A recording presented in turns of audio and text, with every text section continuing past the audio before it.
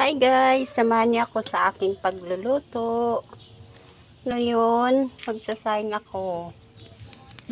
Mamaya magluluto ako ng adobo na sitaw.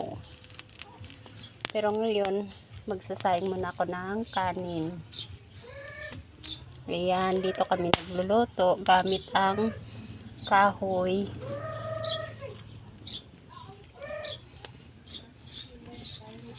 Ito yung ginagamit namin sa pagluluto, kahoy. Masarap ang luto sa kahoy.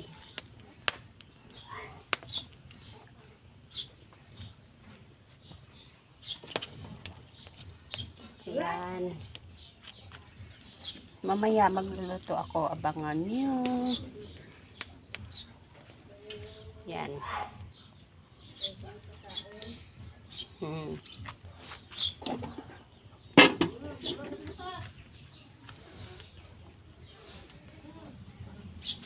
Ito yung bigas namin. Ayan.